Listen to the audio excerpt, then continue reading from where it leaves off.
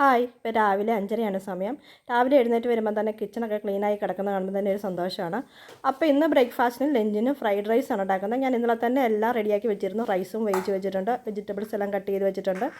ഇത് ചിക്കനാണ്, സവോള മാത്രമേ ഇപ്പോൾ അരിയാനുള്ളൂ.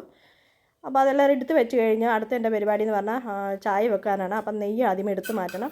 വേണ്ട 3/4 ടിന്നോളം ആയിട്ടുണ്ട് എനിക്ക്.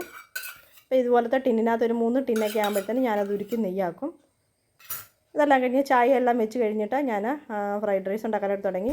ഇരുമ്പിൻ്റെ ചീനച്ചട്ടിയിലാണ് നമ്മൾ ഉണ്ടാക്കുന്നത്. അപ്പം മുട്ടയെല്ലാം ആദ്യം, ബാക്കിയെല്ലാം പെട്ടെന്ന് റെഡിയാവുമല്ലോ, 15 മിനിറ്റിനുള്ളിൽ എല്ലാം റെഡിയാകും. ഹൈ ഫ്ലെയിമിലല്ല നമ്മളെല്ലാം ചെയ്യുന്നത്. അപ്പോൾ ആദ്യം മുട്ടയൊന്ന് റെഡിയാക്കി എടുക്കുകയാണ്. കുരുമുളകും ഉപ്പും എല്ലാം ഇട്ടൊന്ന് ചിക്കി എടുക്കും. അത് കഴിഞ്ഞ് അതെല്ലാം കോരി മാറ്റി കഴിഞ്ഞ് ആദ്യം വെളുത്തുള്ളി മൊരിക്കാനിട്ടിട്ടുണ്ട്.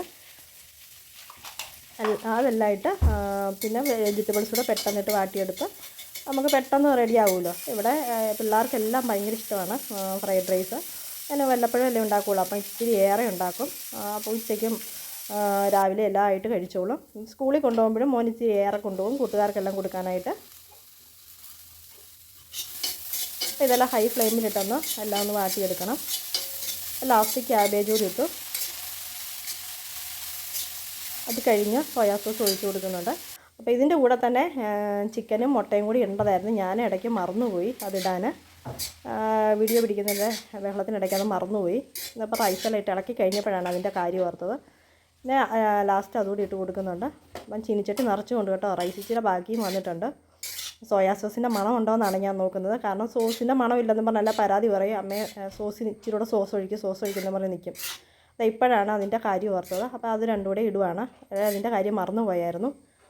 അപ്പോൾ അത് രണ്ടും കൂടി ഇട്ട് ഇളക്കിയെടുക്കുകയാണ്. ലാസ്റ്റ് നമ്മൾ ഇച്ചിരി നല്ലെണ്ണയും കൂടെ മേളിൽ കൂടെ തൂവി കൊടുക്കുന്നുണ്ട്. നല്ല ടേസ്റ്റാണ്. അങ്ങനെയെല്ലാം റെഡിയായി. മോനുള്ള ലഞ്ച് റെഡിയാക്കുവാണ്. റൈസ് റെഡിയായി കഴിഞ്ഞപ്പോഴത്തേക്കും സ്റ്റൗ എല്ലാം ഒരു പരുവായിട്ടുണ്ട്. ഇനി അതെല്ലാം വൃത്തിയാക്കി എടുക്കണം. അങ്ങനെ ലഞ്ച് റെഡിയാക്കി കൊടുത്തു. ഇത്രയൊക്കെ ഉള്ളൂ. Bye bye.